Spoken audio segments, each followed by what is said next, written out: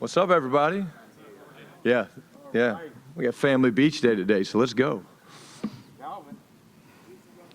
Absolutely. How you doing? Talked to Micah Parsons about his trade request. I've talked to Micah. I've talked to all of our guys, and great conversations. Not going to share with you guys what he and I talked about, but again, I know you guys are going to ask it. I get that. I'm not going to continue to talk about Micah's contract situation. A lot of great things going on. I get it. Seriously, you guys have a tough job to do, and you're going to get bored with this press conference if we keep asking it. But again, had great conversation with him. You know, you guys know me. I'm transparent. I talk to all of our guys. Always have, always will, and good conversations. I feel like it will be a distraction in any sort of way because of obviously we're reporting about it and he's a high-profile player. Yeah, I don't think so. I think, look, our guys are focused on what we're trying to build. They're focused on what we're trying to build on the field and the meeting rooms. As we get closer to a game week, it's kind of exciting, and got the Rams coming in here next week. So there's plenty of things for us to focus on. We're almost through the install. So, I don't think so. Look, it's going to be talked about. We've talked about it anytime you're sitting in this chair with this organization. There's going to be things that are hot topics amongst the masses. But our guys have a very singular focus, and that's getting better and getting ready to have a hell of a practice today.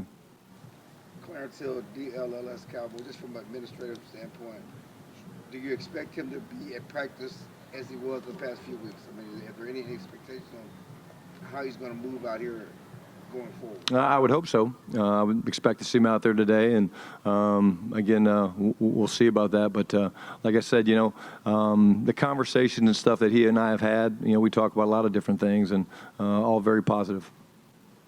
As you were thinking about becoming a head coach, I don't know if distractions were part of that whole, how do I manage those type of things?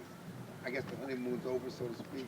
You've got all this other stuff that you envision handling off the field stuff, and how do you go forward trying to manage expectations and limit distractions and focus on football? Yeah, I think, Clarence, when you look at the situation, being around the game so long, I've always had to deal with the issues. I haven't had to always step to a mic every day and talk about them and address it. But like I said, I've been very open about, I think over the past 5 or 6 years, the transparency and the authenticity that I carry myself with is never going to change. And so when you're a coordinator, there's different distractions and there's things that you can't control. And when you're the head coach, you can control those things. And that's not just how you practice and the practice schedules and the way you travel and things like that. But distractions are part of the game. And we limit them. We address the ones we feel like we have to. But I'm the same person every day, and I'm not surprised by things that you have to deal with. I wake up every morning and know there's going to be things that I wasn't anticipating happening. And I relish those things. Your teammates have changed things on social media to show us support for Micah. Do you support that? Is that part of the brotherhood? Does that get into their head about what's going on with Micah and how that affects them on the field? No, I think it's good that our guys are loving and supporting one another. That's part of being a team. But again, I don't get caught up in all that stuff. Again, we got 91 guys here, and again, I get fueled off of the energy and stuff that I feel in the meetings and on the practice field. That's what fuels me. Brian Schottenheimer with ESPN. Do you feel caught in the middle in this situation between Micah and management? No, because I'm in communication with everybody. I'm talking to the players all the time. I'm talking to ownership all the time. Steven and Jerry and I talk all the time. Will McClay. Again, the business side is the business side. And, we're not the only team in the league that's going through this. It's what happens in big business and with elite players. And but no, I think I'm certainly someone that has the ability to have, conversations and taking a lot of information. And I'm able to look at things from all sides and then communicate directly with the people that it affects. Then what have been your impressions of the pass rushers not named Micah so far in camp? Really, some guys have jumped out. Sam Williams having a hell of a camp. Nobody's surprised by that, just because of we know the type of athlete he is, the speed, the power.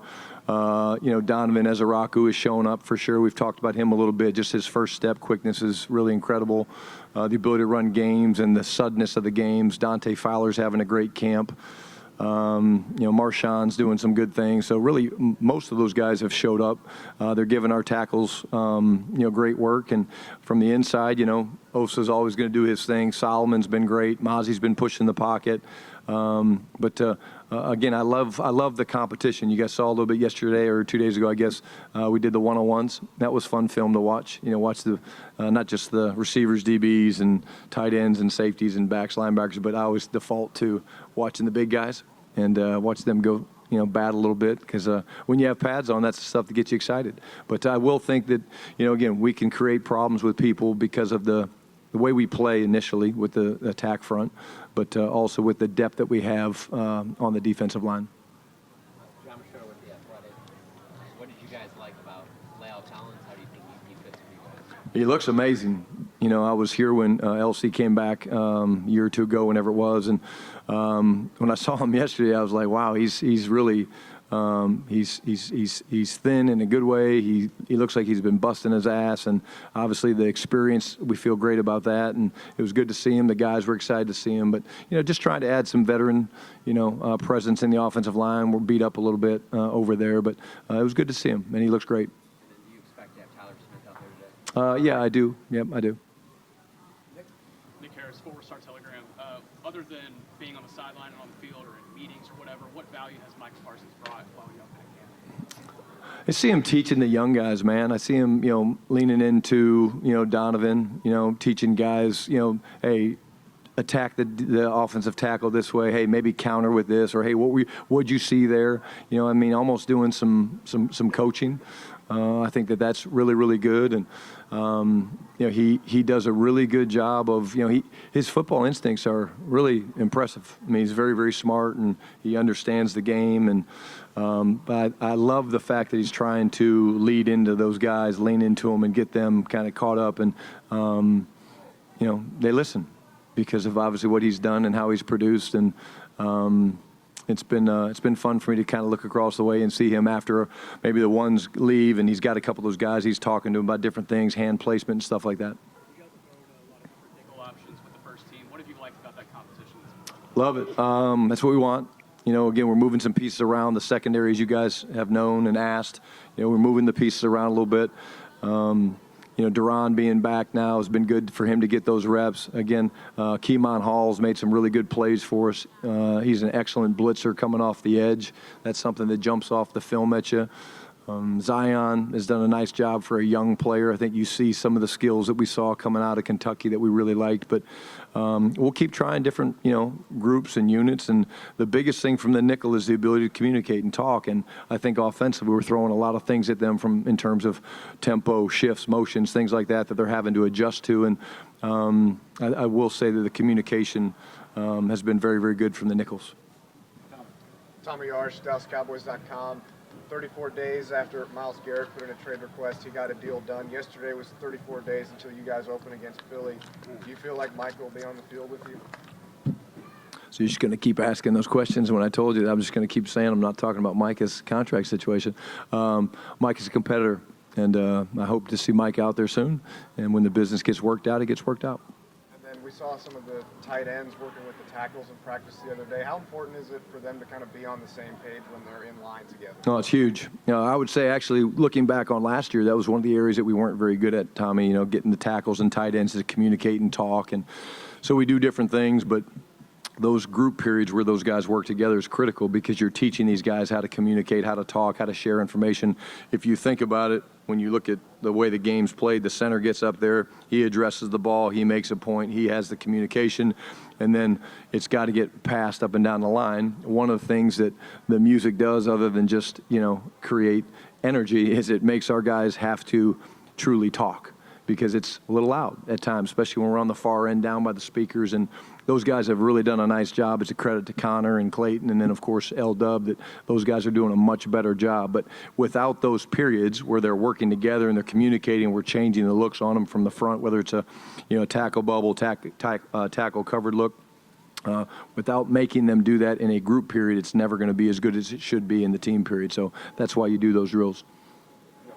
Joe White, Dallas Morning News. You've talked a lot about your coaching inspirations throughout your time being an assistant and obviously your dad. In terms of handling tough situations, kind of like we you got right now? Who inspired you, and what lessons did you learn? I think I took a little bit from everybody, Joe.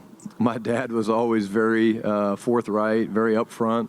I think that's where I get my ability to have, real, authentic, sometimes hard conversations.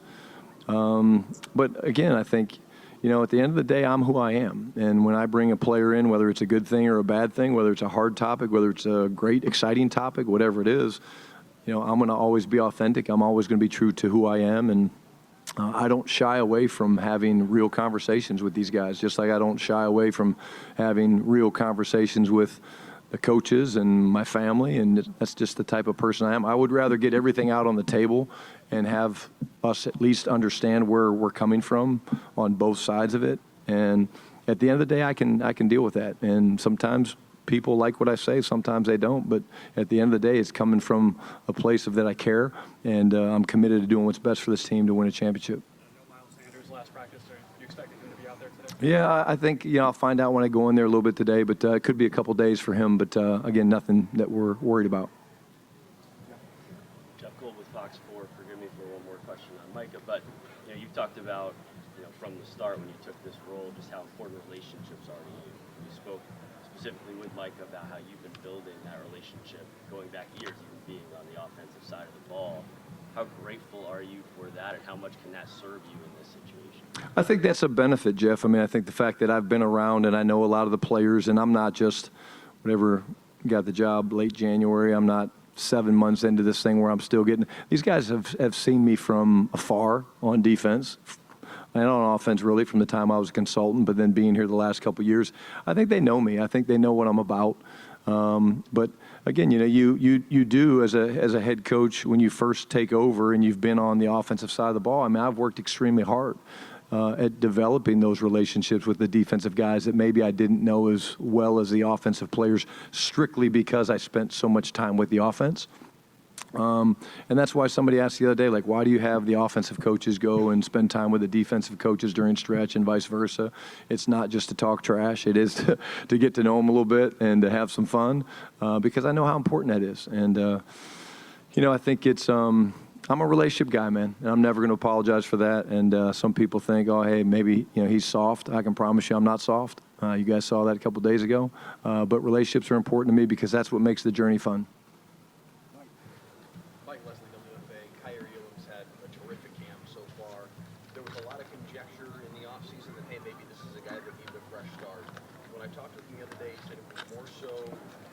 There's a coaching staff here that believes in him.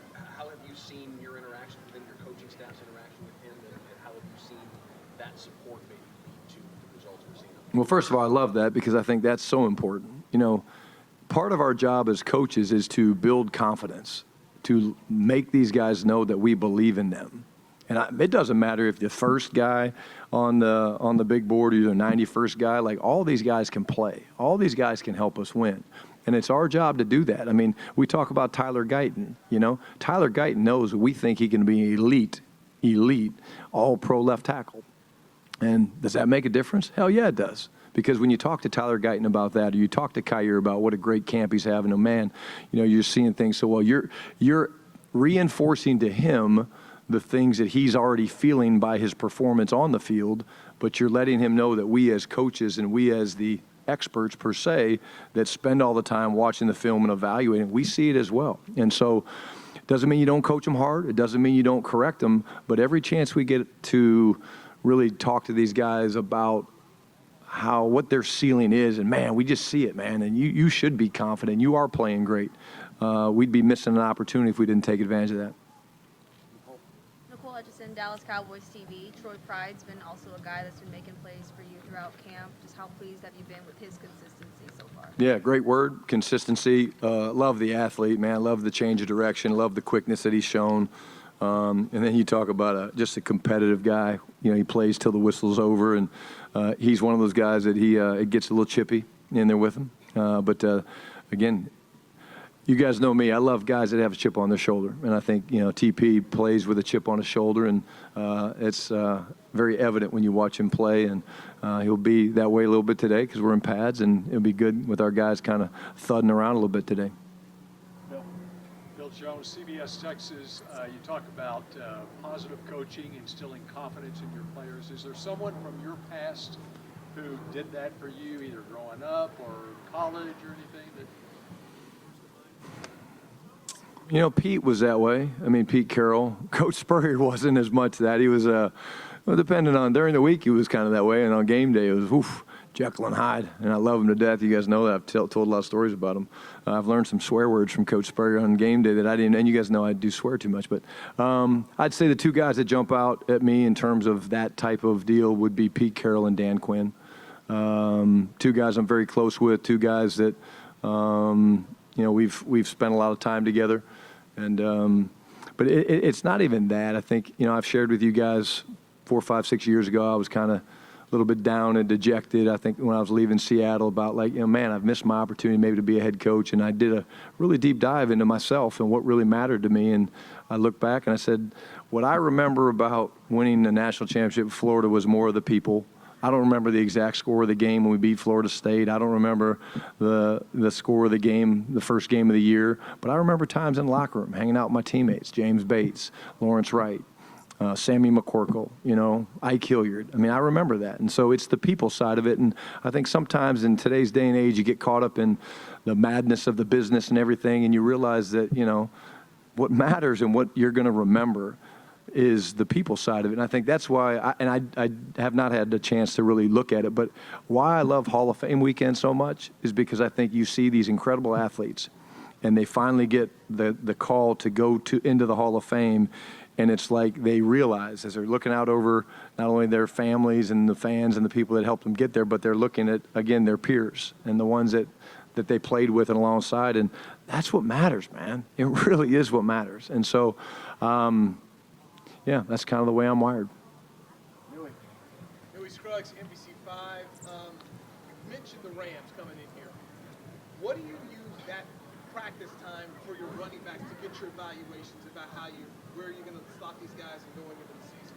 Yeah, you get a ton out of it, number one. I mean, I have a ton of respect for Sean and his staff, and they were so easy to work with last year when we had the scrimmage against them.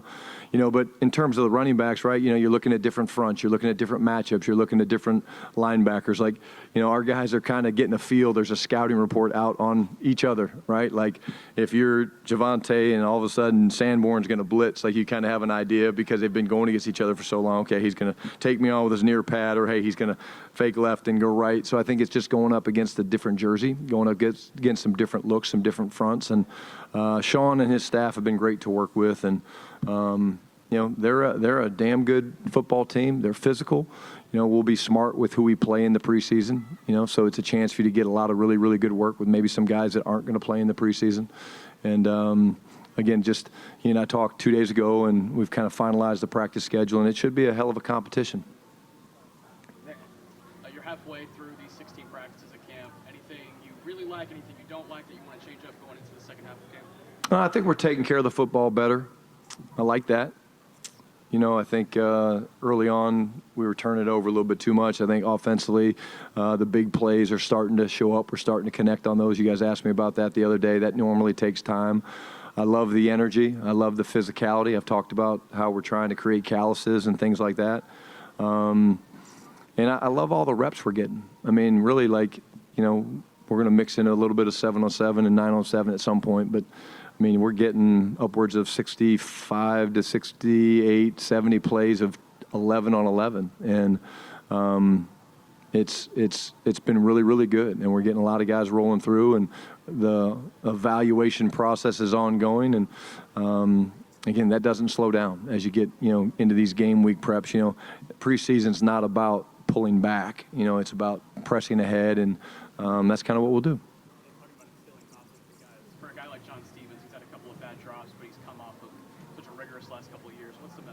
Yeah. Hey, you're growing. You're getting back. It's almost like going through a version of rehabilitation.